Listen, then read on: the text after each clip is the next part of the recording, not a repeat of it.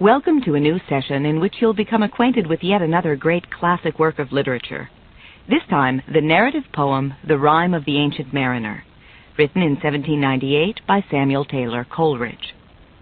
Coleridge was an important English Romantic poet, as well as an essayist and philosopher. He is always associated with his fellow poet and good friend William Wordsworth, with whom he collaborated on many works, including The Ancient Mariner. Coleridge was a searcher and an idealist whose life, as you will soon see, was politically, socially, and creatively very active.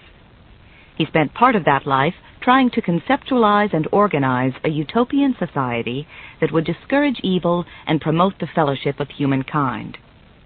He was part of a philosophical movement that opposed the empiricism of 18th century Britain, empiricism being the belief that knowledge is gained through experience and observation, and instead advocated a system based on German thinkers that regarded the mind as active rather than passive, and put more value on imagination and creativity. The Rime of the Ancient Mariner was published in a volume entitled The Lyrical Ballads, which contained 4 poems by Coleridge and 19 by Wordsworth, and is considered a central work in the Romantic period of English literature.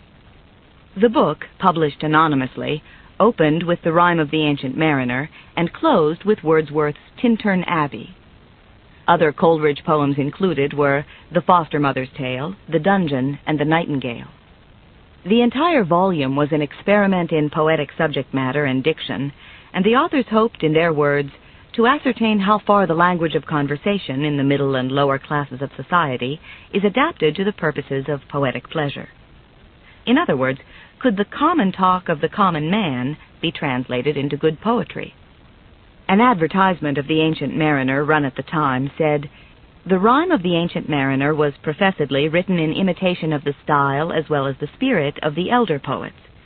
But with a few exceptions, the author believes that the language adopted in it has been equally intelligible for these last 3 centuries. The Ancient Mariner is a narrative poem that uses the techniques of old ballads. The poem itself was also planned with the help of William Wordsworth, who contributed several lines and ideas, some of which Coleridge specifically identified. But the bulk of the work and its driving inspiration came from Coleridge himself. Most of the story takes place on a sailing ship traveling the seas, sometime in the late medieval period.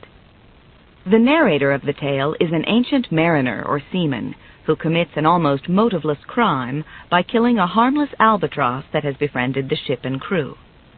Thereafter he undergoes nothing but bad luck and disaster, and is condemned to a life in death.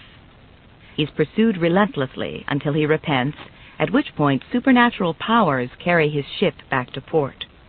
But for the rest of his life, he must do penance by telling his story to others, and teaching them the lesson he himself has learned: to love and revere all things that God has created and loves himself.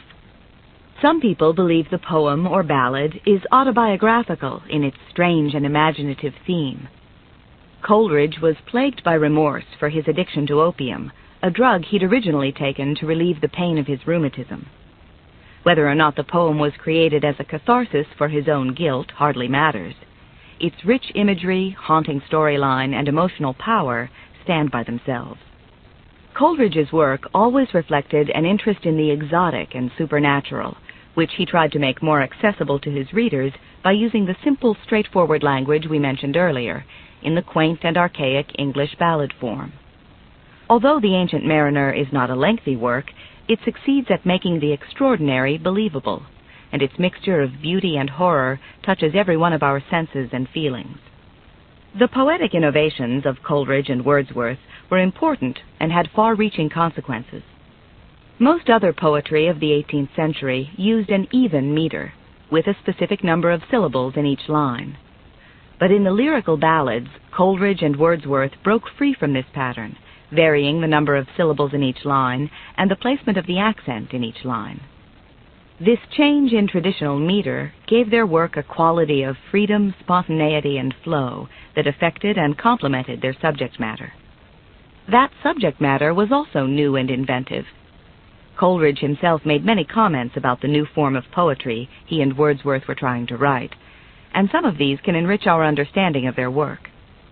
The 2 men spent many hours discussing the purpose and direction of poetry, and these discussions led them to the decision to write and publish a volume of poems in which they would abandon traditional technique and subject matter to present a more forceful and elemental view of human emotions. They summed up their goal this way: the power of exciting the sympathy of the reader by a faithful adherence to the truth of nature, and the power of giving the interest of novelty by the modifying colors of imagination. This idea led to the plan of the lyrical ballads, in which it was Coleridge's task to make credible the supernatural and wonderful. As is often the case with innovative writers, their work was met with little praise at the time. Lyrical ballads was not only not greeted as the herald of a new age in English poetry, it was soundly condemned. Coleridge's wife remarked that the lyrical ballads are laughed at and disliked by all, with very few excepted. To complete this experiment in poetry, Coleridge went through many preparations and revisions. For its second edition, which appeared 2 years after the first, he eliminated many words that seemed too archaic and deleted a total of about 40 lines. He also changed the title to The Ancient Mariner, A Poet's Reverie. 2 years after that, he made even more modifications in the poem, and this is the version that is available to modern readers. As might be expected, Coleridge himself had a fascinating life, and he was a complex man and a profound thinker. We know much about his life because of the vast amount of letters and some autobiographical material he wrote. It's his early life that is most interesting, at least from a literary point of view, because Samuel Coleridge had written all his great works of poetry by the time he was only 30 years old. He was born on October 21st, 1772, in the town of Ottery St. Mary, England. His father, John Coleridge, was an educated and very religious man, vicar of the parish, master of a grammar school, and chaplain priest of a college. Samuel was the youngest of his father's 4 children, but his stepmother brought 10 more children to the marriage. He was close to his father, who hoped he'd enter the ministry, and was very much like him. John Coleridge was a talented mathematician. He spoke Latin, Greek, and several Oriental languages, and he wrote several works, although few were published. Coleridge once said his father, whom he admired greatly, was not a first-rate genius, but he was a first-rate Christian. Within that large family, Coleridge was somewhat lonely, and his older brothers in particular had little interest in associating with him. He spent much of his time alone and became a voracious reader, who often acted out what he read. His favorite adventure was to go to his aunt's house in Crediton, because she had a large and wondrous treasury of books. He was especially taken by the Arabian Nights. Adults who encountered the young Coleridge were struck by his precocity and the range and depth of his conversation. His father, who put him in school at the vicarage, was his only intellectual companion, but unfortunately he died when Samuel was only 9 years old. After his father died, Coleridge began his formal education. He was unhappy with his father's replacement at the vicarage, whom he said made frequent mistakes in grammar. So he left to attend Christ's Hospital in London, where he also visited an uncle who took the boy along on his frequent visits to coffee houses and taverns. His discussions of ideas and issues were so profound that at only age 10, his reputation as Coleridge the Talker was already established. At Christ's Hospital he was lonely at first, but later attracted a large number of friends and admirers who enjoyed his gripping conversation. He continued his broad reading habits, reading every book in the King Street Library. Coleridge rapidly made his way through Christ's Hospital and then entered university training. It was in this year, 1787, that he began his work as a poet, composing several minor works that nonetheless suggested his future direction and skill. Coleridge was a brilliant but undisciplined student, whom a teacher once referred to as that sensible fool, Coleridge. Around this time, Coleridge met the Evans family and became romantically interested in Mary Evans, one of 3 sisters. Sadly, his interest over the years was far greater than hers, and when she finally rejected him, it took a long time for him to recover emotionally. He once wrote to his friend Robert Southey, "I loved her, Southey, almost to madness." It was while attending Cambridge that Coleridge first came under the spell of opium, although it wouldn't become a debilitating habit until 1803, when he was 31 years old. 1803 was a particularly difficult year for him, and his notebook entries show a great deal of emotional and physical agony. But the first accounts of his use of opium date back to 1793, when he was a student, and used it to relieve a rheumatic condition. In these days, opium was a commonly administered drug that was acquired with little difficulty. Coleridge continued to use opium over the years, at first for physical pain, but later for what was obviously psychic pain, and he suffered with remorse that it had contributed to his creative downfall. While at Cambridge, Coleridge was spending large amounts of money and borrowing from his brothers. He spent more time drinking, talking, and carousing than he did on his academic work, and was accumulating large debts. At this time, he became involved in what could be called revolutionary politics, aligning himself with dissenters to the Church of England.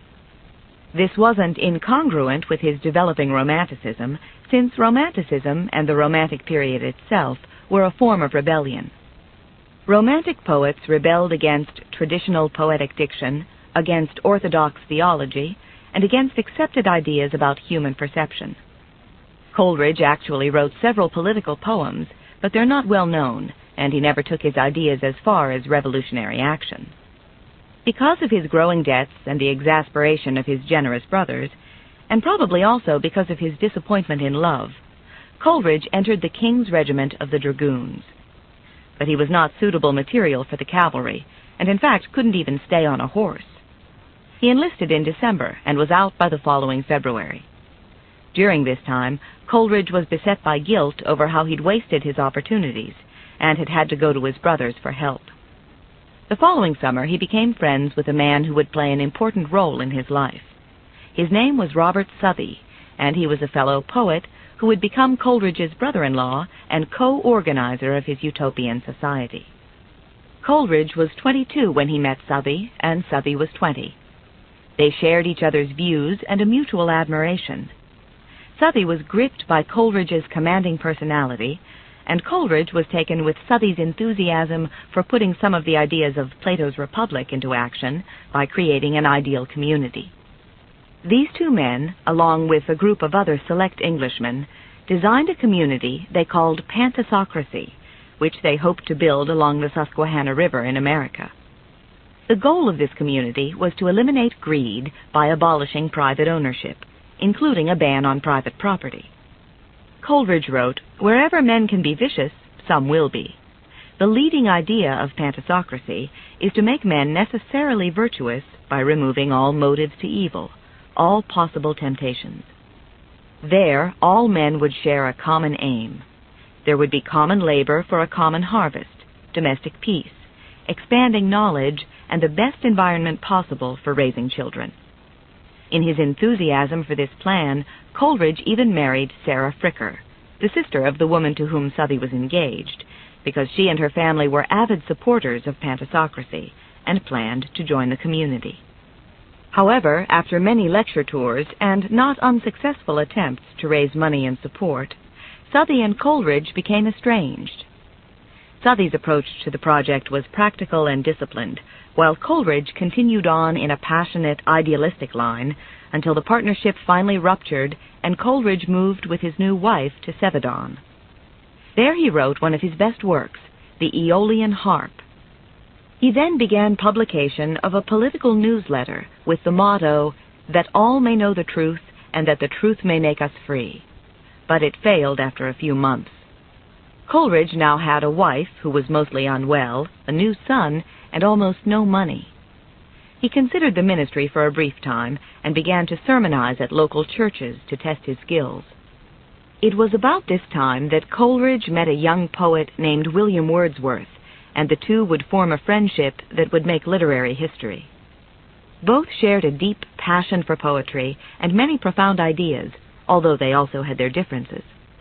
William and his sister Dorothy moved 35 miles to be near Coleridge, and they spent many idyllic months walking, reading poetry, conversing, and writing. The Wordsworths and Coleridge began to develop together a passionate interest in nature and a search for religious or spiritual meaning in the works of nature. Wordsworth admired Coleridge greatly, and once said, "His is the power of throwing out in profusion grand central truths, from which might be evolved the most comprehensive systems.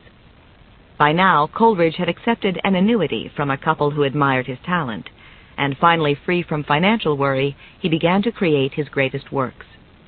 In 1798, in only 1 year, he wrote France, an Ode, Frost at Midnight, The Rime of the Ancient Mariner, Fears of Solitude, The Nightingale, and Kubla Khan. These works, along with the poem Christabel, established his reputation as a poet and brought him international fame. This year had come to be known as Coleridge's Annus Mirabilis, which translated from the Latin means wonderful year. It was also during this time that Coleridge and Wordsworth published Lyrical Ballads, the cooperative volume that included both their works and opened with The Ancient Mariner. They had conceived the idea of this poem while on a walking tour, and originally intended to write it together, but Coleridge soon took over the work, which was a type he did best, and incorporated only a few of Wordsworth's suggestions. After publication of Lyrical Ballads, the Wordsworths and Coleridge planned an extended stay in Germany. While there, Coleridge studied philosophy, particularly Kant, and underwent a change of interest and focus that would affect his work from there on. He shifted to more philosophical and theological themes, and never again wrote works like Kubla Khan or The Ancient Mariner. He also heard news of the death of his infant son, his second child. Unhappy in his marriage, Coleridge fell in love with Sarah Hutchinson, whose sister Wordsworth later married. His marital woes were only part of his difficulties at this time. He was by then addicted to opium and aware that his poetic talent was fading. In 1802, at the age of 30, he published the last of his great poems, Dejection, an Ode. From then on, he concentrated on politics, religion, philosophy, and literary criticism. After a stay in Malta to improve his health, he returned to England and separated from his wife. In 1810, the remarkable and notable friendship of Coleridge and Wordsworth was abruptly ended through a misunderstanding about a remark Wordsworth had made about Coleridge's personal habits. Coleridge interpreted it differently than it had been intended, and the two never reconciled. From 1816 until his death 18 years later, he lived in London under the supervision of a doctor who helped him gain control of his addiction. His home became a center for admirers and literary aspirants, and was called the Oracle of Highgate, Highgate being the section of London in which he lived. He continued to write and to give public lectures, chiefly on literary subjects and criticism. Samuel Taylor Coleridge died at age 62 on July 25, 1834, the year after he'd written his own epitaph. It read, "Lift one thought in prayer for S.T.C., that he who many a year with toilsome breath found death in life, may here find life in death." That epitaph of Coleridge evokes one of the major themes of his masterpiece poem, The Rime of the Ancient Mariner, the theme of a life lived in death. It's time now to hear the story of the mariner and how that theme and others are played out. But first, let's consider the major characters, of which there are very few. The central character is, of course, the ancient mariner, a seafarer who has an incredible supernatural experience as a result of his mindless slaying of an innocent albatross.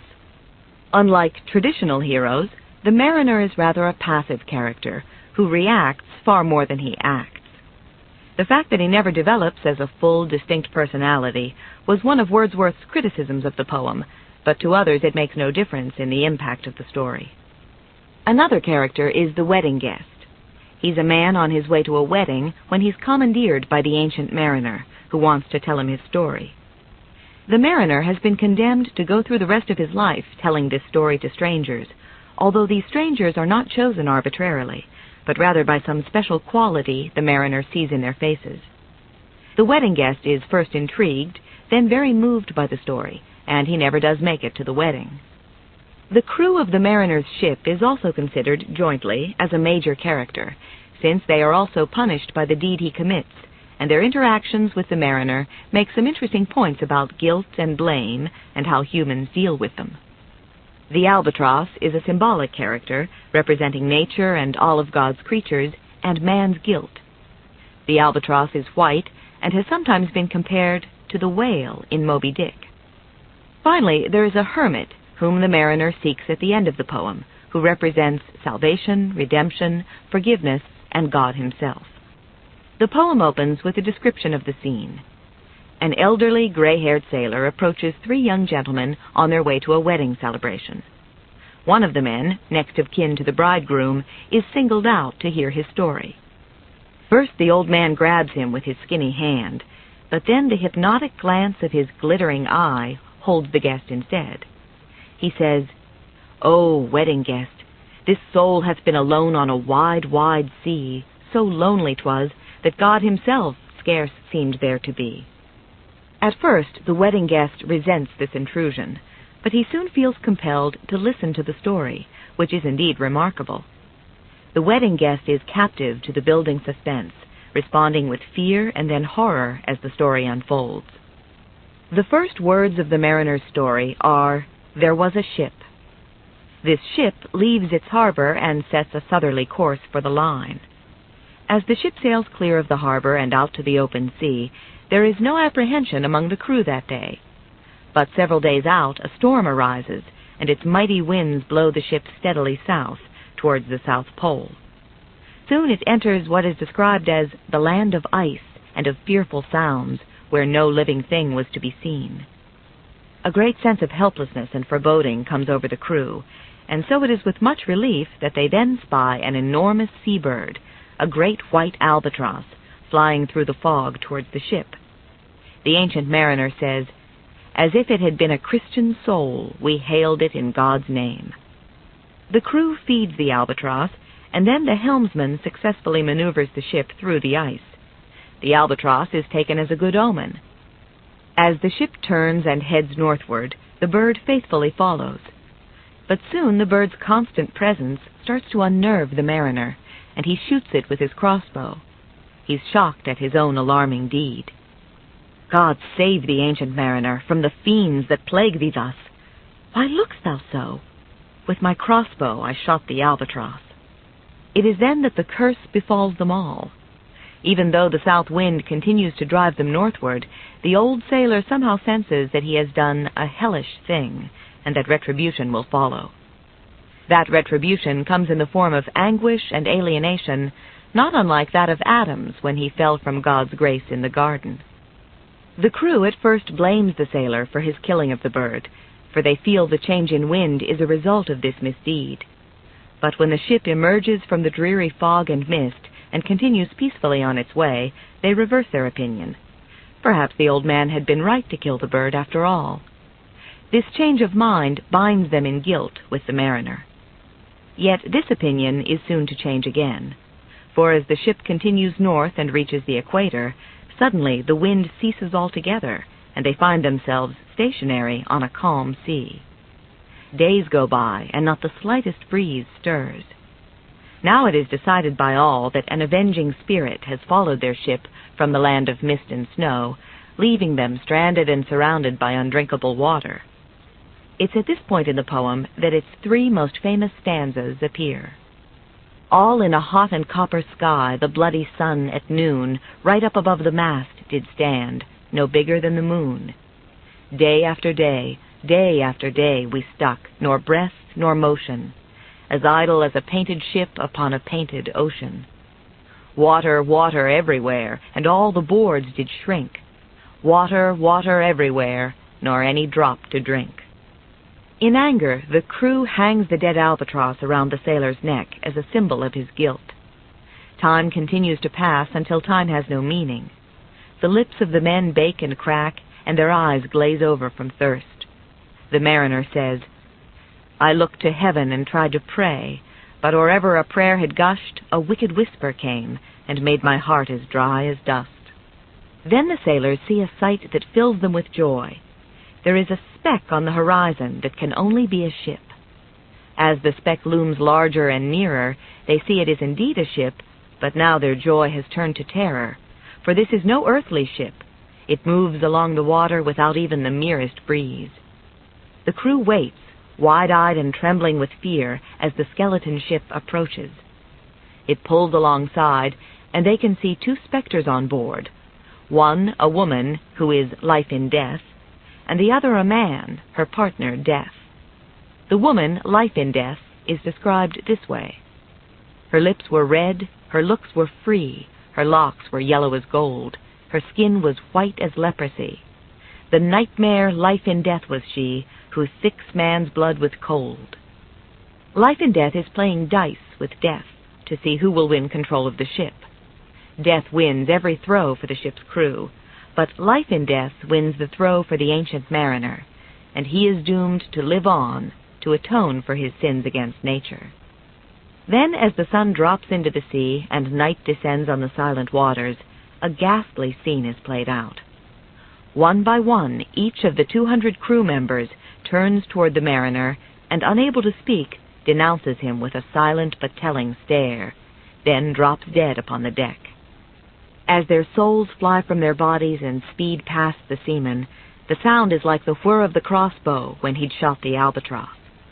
This image is so terrifying to the wedding guest that he feels sure the mariner is a ghost. "I fear thee, ancient mariner, I fear thy skinny hand, and thou art long and lank and brown as is the ribbed sea sand. I fear thee and thy glittering eye, and thy skinny hand so brown." But the old man assures him he's mortal, and continues with his story. As all his comrades lay dead around him, the mariner suffers deep agony. He moans, "That many men so beautiful, and they all dead did lie, and 1,000,000 slimy things lived on, and so did I." But these comments reveal that the mariner had not yet learned his lesson or become repentant, for it shows he still feels disgust for non-human life. For 7 days and 7 nights the mariner has to look upon the open, accusing eyes of his dead shipmates, whose bodies do not decay. He finds he can't take his eyes from them, and neither can he pray. His isolation is acute. Alone, alone, all alone, alone on a wide, wide sea, and never a saint took pity on my soul in agony. Finally, one night he stares out at the open, moonlit water, despondent and lonely, and notices sea snakes darting by. He is startled to behold their beauty, and at once feels a rush of love for these creatures, the only other living creatures in his wretched, cursed world. "Oh, happy living things!" he cries. And with that cry the spell is broken. He can finally pray, and the albatross slips from his neck and falls into the sea, where it sinks like lead. Exhausted and relieved, he falls into a deep sleep, only to be awakened later by rain, welcome, blessed rain, and his whole body drinks in the moisture. Now the seaman gazes into the heavens and sees strange sights he's never before witnessed.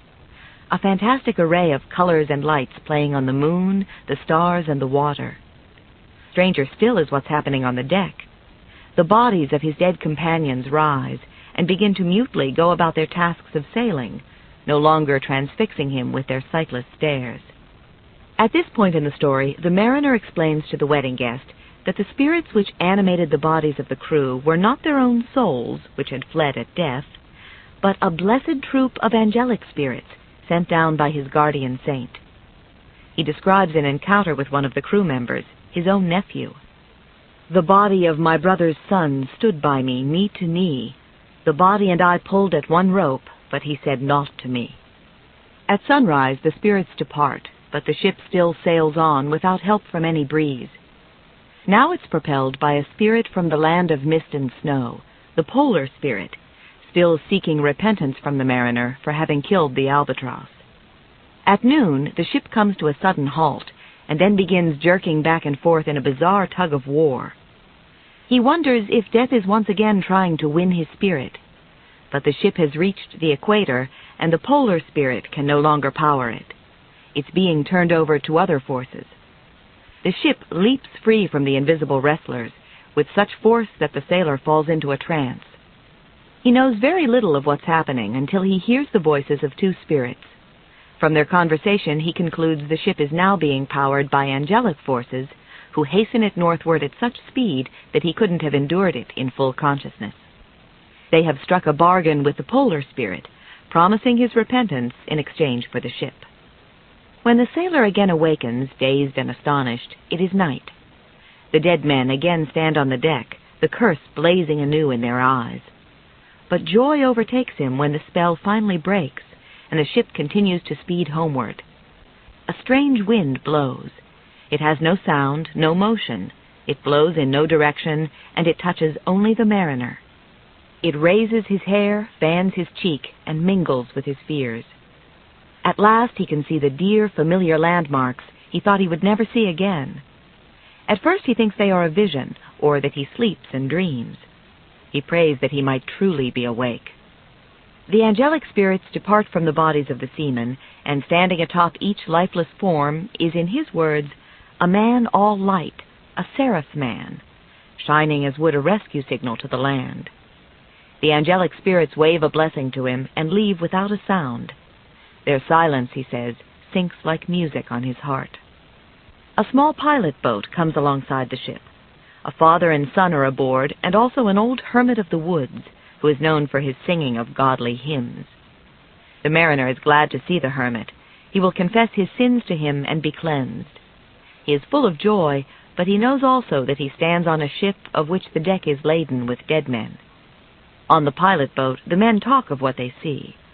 They can't understand why the bright lights they saw have been extinguished, or why the crew didn't respond to their greeting, why the wood of the ship is parched and buckled, and why the sails are dried and withered. The pilot is afraid of the fiendish look of the ship, but the hermit cheerfully tells him to push on, push on. Then a terrible noise rumbles through the water, splitting and sinking the ship, and sending the mariner overboard. The pilot falls down in his boat, shrieking. The pilot's boy becomes insane, for he thinks he is confronted with the devil. The hermit prays, and the mariner is thrown into the pilot's boat. His appearance shocks and terrifies everyone on board, for his gruesome adventure has left its mark, and he is ravaged. Once on land again, the mariner asks the holy hermit to bless him and cast off his sin. "What manner of man art thou?" asks the hermit, and he crosses himself. In answer, the mariner tells the hermit his entire story. Now the old seaman has concluded his story again, and he tells the wedding guest that ever since the hermit's blessing, he's been obliged to travel from land to land, never knowing when the agony of remembrance will recur. He will all of a sudden be seized by great physical pain that can only be relieved if he tells his story. When this happens, and the curse again darkens his soul, he recognizes the face of the man with whom he must share his message of love and reverence for God's creation. "I pass like night from land to land. I have strange power of speech. That moment that his face I see, I know the man that must hear me. To him my tale I teach." To these chosen men the mariner passes his message. "He prayeth well who loveth well both man and bird and beast. He prayeth best who loveth best all things both great and small. For the dear God who loveth us, he made and loveth all." The wedding guest is so moved by all that he has heard that when the old man vanishes, he departs also, missing the wedding, but feeling himself a sadder and wiser man. Thus the poem ends, offering us, right before that ending, a very simple and direct description of what most readers interpret to be the moral of the story. To pray well and to love well is to love all of God's creation and all of God's creatures. The reason for loving this creation and its creatures is because God loves them. This is the message that the Rime of the Ancient Mariner is famous for, this admonition to honor and blend with nature, to find the common link and join with all forms of life, and to be humble and compassionate enough to realize that each of those forms has value. The penalty for not learning this is loneliness and alienation from life and nature. For after he destroys the albatross, nature becomes a strange and antagonistic force, and the mariner is separated by symbolic death from life and companionship. This is why some readers associate the killing of the albatross with the original sin. For as soon as the mariner betrays God's command to love, he is doomed to a living hell and has lost his right to paradise. Before he committed his terrible deed, the sailor and his crew were in harmonious relationship with the universe. They had been blown south, but they had survived the storm undamaged, and had successfully made their way through the ice. The albatross came to play with them, and took on religious significance too, for he participates in their evening prayers, whether in mist or cloud, on mast or shroud. When the mariner kills the albatross, he commits a crime against nature, and the guilty offender must then suffer the punishment of an offended universe. His mates must suffer too, for weak in faith, they too turned against the albatross for one fatal moment, and declared it was right to have killed him, for he was a bad omen. By the time they realize this assessment is wrong, it's too late. There are many people who think the poem is also a projection of the author's own guilts and fears, for he felt, among other things, that he'd failed at his art, and that his addiction to opium was a cursed weakness. It's always impossible to tell exactly how much of a poet is in his poem, but it seems likely that Coleridge did experience what felt like an unpredictable, uncontrollable universe, and that this conflicted with the harmonious universe he sought and proclaimed. Coleridge's own comments indicate that the real moral of the poem, or at least another moral, is that humans are subject to forces beyond themselves, over which they have no control or power. In The Ancient Mariner, nature represents that force, as do the angelic forces and the polar spirit, both of whom meet and decide what the mariner's fate will be. In addition, the scene in which death and life in death are casting dice to determine who wins the fate of the crew and the seamen seems to point to a rather arbitrary and somewhat capricious universe. But that caprice is matched by the mariners, who shot the albatross impulsively, hardly knowing why he did it himself. He shot, and he was exiled for life. Capricious decisions about life and death are made on both parts, by man and by the universe. The mariner may not have control over these supernatural forces, but then he doesn't have control over himself either, since he can't even summon up enough love of God's creation to prevent himself from killing an innocent and friendly resident of that creation. Coleridge was aware of those dark dimensions of the human soul. He wrote about them in many works, and looked within himself to scrutinize them. In many ways, people have thought the mariner actually represents the poet, or any poet, since his solitude, his wanderings, his internal agony and loneliness are typical of the poet's life. Poets also see and hear what others do not, and they see and hear it in a way that is different and strange to others, a description which can also be applied to the mariner, particularly by the end of the story. In this interpretation of the poem, the albatross then is seen as creative imagination.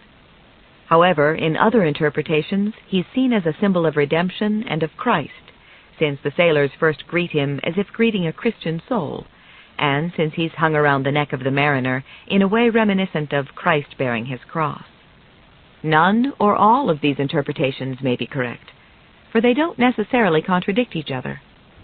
What's important about the poem, and what makes it great and enduring, besides its beauty and haunting images, is that it's rich, deep, and provocative enough to inspire so many interpretations and ideas, that it can reflect and awaken what is most relevant and profound in each of us.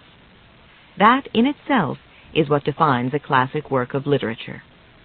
This is the end of the session. And 19 by Wordsworth, and is considered a central work in the Romantic period of English literature. The book, published anonymously, opened with the Rime of the Ancient Mariner and closed with Wordsworth's Tintern Abbey. Other Coleridge poems included were The Foster Mother's Tale, The Dungeon, and The Nightingale. The entire volume was an experiment in poetic subject matter and diction, and the authors hoped, in their words, to ascertain how far the language of conversation in the middle and lower classes of society is adapted to the purposes of poetic pleasure. In other words, could the common talk of the common man be translated into good poetry? An advertisement of the Ancient Mariner run at the time said, "The Rime of the Ancient Mariner was professedly written in imitation of the style as well as the spirit of the elder poets. But with a few exceptions, the author believes that the language adopted in it has been equally intelligible for these last 3 centuries. The Ancient Mariner is a narrative poem that uses the techniques of old ballads. The poem itself was also planned with the help of William Wordsworth, who contributed several lines and ideas, some of which Coleridge specifically identified. But the bulk of the work and its driving inspiration and elemental view of human emotions. They summed up their goal this way: the power of exciting the sympathy of the reader by a faithful adherence to the truth of nature, and the power of giving the interest of novelty by the modifying colors of imagination. This idea led to the plan of the lyrical ballads, in which it was Coleridge's task to make credible the supernatural and wonderful. As is often the case with innovative writers, their work was met with little praise at the time. Lyrical ballads was not only not greeted as the herald of a new age in English poetry, it was soundly condemned. Coleridge's wife remarked that the lyrical ballads are laughed at and disliked by all, with very few accepted. To complete this experiment in poetry, Coleridge went through many preparations and revisions. For its second edition, which appeared 2 years after the first, he eliminated many words that seemed too archaic and deleted a total of about 40 lines. He also changed the title to The Ancient Mariner, A Poet's Reverie. 2 years after that, he made even more modifications in the poem, and this is the version that is available to modern readers. As might be expected, Coleridge himself had a fascinating came from Coleridge himself. Most of the story takes place on a sailing ship traveling the seas, sometime in the late medieval period. The narrator of the tale is an ancient mariner or seaman who commits an almost motiveless crime by killing a harmless albatross that has befriended the ship and crew. Thereafter he undergoes nothing but bad luck and disaster and is condemned to a life in death. He's pursued relentlessly until he repents, at which point supernatural powers carry his ship back to port. But for the rest of his life, he must do penance by telling his story to others and teaching them the lesson he himself has learned, to love and revere all things that God has created and loves himself. Some people believe the poem or ballad is autobiographical in its strange and imaginative theme. Coleridge was plagued by remorse for his addiction to opium, a drug he'd originally taken to relieve the pain of his rheumatism. Whether or not the poem was created as a catharsis for his own guilt hardly matters. Its rich imagery, haunting storyline, and emotional power stand by themselves. Coleridge's work always reflected an interest in the exotic and supernatural, which he tried to make more accessible to his readers by Welcome to a new session in which you'll become acquainted with yet another great classic work of literature.